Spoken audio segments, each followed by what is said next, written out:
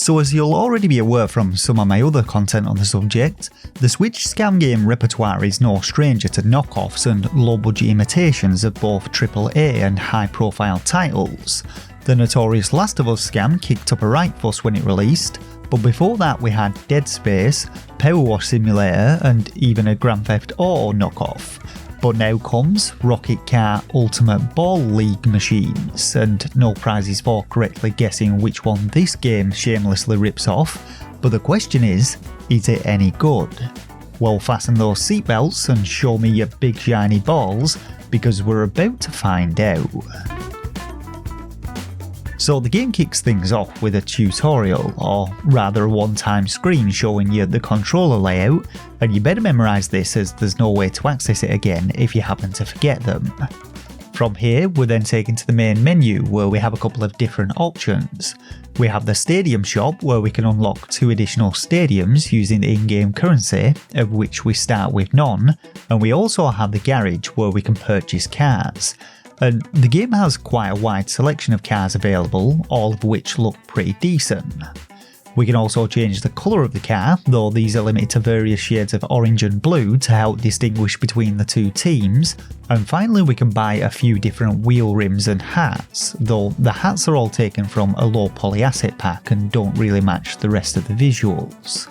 Now, in order to earn the cash for these unlocks, we of course have to actually play the game, and Rocket Car comes with 3 different game modes. First up we have the standard unranked mode, which offers either doubles matches, one-on-one duels, or chaos mode, your standard 3 vs 3 Rocket League setup. Once you reach rank 2 you can then unlock ranked mode, which allows you to earn reputation from winning matches to increase your rank, though I don't actually think this does anything. And finally we have deathmatch mode, an absolute mess of a mode which we'll get onto shortly.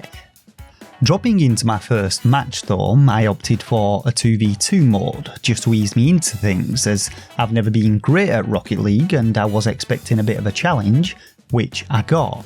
But not from my AI opponents, and in fact from the god-awful controls and physics system. When starting a match, rather cutely, the developers added in a fake connection screen to give you the impression that you're actually searching for an online match, when in reality the game is single player only and has no online mode whatsoever. Anyway, getting into the game I was actually rather impressed at how good it looked. Whoever created the assets for the game have done a good job at replicating the appearance of the classic Rocket League arenas, the cars all look pretty decent, and the performance holds up well for the most part. That though is where the compliments end with this one. Let's start by talking about the control scheme.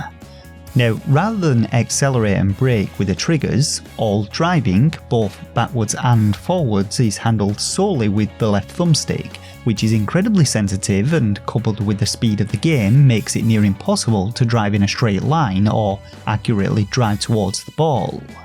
You can switch camera angles to lock onto the ball, which does make keeping track of things a little easier, but this resets every time you score a goal, and given our limited manoeuvrability, isn't all that helpful. There's also a delay whenever you want to drive forwards or backwards, leaving you sitting there like a complete knobhead whilst the ball rolls on past you, and turning in general is just a royal pain in the arse as you can't accelerate and turn at the same time. Now, when it comes to controlling the ball, Rocket League allowed for some pretty skillful gameplay, with air dribbling being a key mechanic to master if you wanted to do well. But sadly, Rocket Car has none of this. We get a boost button which launches us forwards at 1 billion miles per hour and sends us skidding all over the fucking place thanks to the sensitive controls, and we also have thrusters which propel us into the air, but we have no control whilst in the air, and our jump button does exactly that. Makes us jump. No backflips, side flips or front flips, just a neat little hop which is about as much use as tits on a goldfish most of the time, and driving up the side of the arena causes both the camera angle and your car to go fucking apeshit, so any snazzy off the wall headers are absolutely out of the question. So needless to say, our ball control is limited in this one, meaning that the most you're going to be able to manage is a bit of ground dribbling, if that is you manage to get a handle on the turning physics. But getting into the rest of the gameplay, it's pretty much your standard Rocket League format of driving around and knocking the ball into your opponent's goal to score, and score more than your opponent to win. The problem here is that you're playing against AI opponents who are, to put it quite bluntly, absolute fucking morons. Not only do they not attempt to go for the ball most of the time, when they do eventually target it, they'll usually give it one tap and then fuck off elsewhere doing God knows what, so there's no teamwork whatsoever. And there were many occasions when I set up a play only to find my teammates driving aimlessly around the arena, and on one particular occasion, my teammate was directly in front of the goal and decided that just tapping the ball in was just too much like hard work.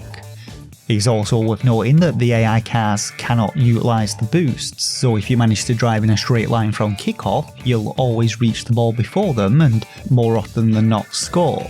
So like I said, zero challenge with the gameplay. And it's also worth noting that the ball physics don't actually apply to AI opponents. No matter what direction they hit the ball from, it always gets sent directly towards the opponent's goal. So that is pretty much all there is to say about your basic Rocket League soccer type game mode. All in all, it's a bit of a mess, the controls are frustratingly bad, and playing against idiot AI opponents who can't or won't assist you is no fun whatsoever. Had they implemented some kind of local multiplayer, or God forbid, online multiplayer, then this one could have actually been quite decent. But as it is, solo play is about as much fun as teabagging a blender. Now, through playing the game, you do of course earn cash for those unlocks, but only if you actually win the match, and the unlocks are all pretty expensive, and with nobody to show them off to, they're pretty pointless anyway. But moving on to the other game modes, like I said, Ranked mode is identical to non-ranked, albeit with a ranking system which does not appear to have any purpose, and that deathmatch mode, well, this one allows you to select from 2 arenas and engage in vehicular combat with your opponents. There are no balls to play with, so there's half of the fun gone already. And instead you're armed with an autocannon which automatically fires at nearby opponents and can find pickups dotted about the arenas, including rockets and grenades. Unfortunately, hitting anything with these weapons is near impossible, with your grenades soaring over the heads of them and the rockets only working in close proximity, so you're basically limited to driving up to the clusterfuck battles and hoping that you outgun your opponents before they destroy you. Though if you do get blown up, you'll be notified that you has been destroyed and then respawn to get right back into the action. It's a mindless free-for-all with no strategy whatsoever, and again, no multiplayer. So once again, as expected, Midnight Works or Game to Top Corp has presented us with a shell of a game which on the surface looks to provide a budget alternative to a high-profile title. Though in this case Rocket League is fucking free to play, so have no idea where they were going with the marketing strategy with this one. Perhaps they were thinking maybe you'd want to play Rocket League offline whilst on the go. But whatever the case, it's an absolute shit show, and I wouldn't recommend it to anyone, especially not fans of the real Rocket League. It looks the part, but that's about it, and it was no doubt put together using a pre-built game engine and a bunch of pre-made game assets. If you want to know more about these scammers though, and the types of games that they've been producing, I recommend checking out my Scam Games playlist for some real eye-openers on them. But that just about does it for this review of Rocket Car Ultimate Ball League Machines. As always though, drop a like if you enjoyed it, subscribe to the channel for more Switch reviews and content, and until next time, take care of yourselves and game on.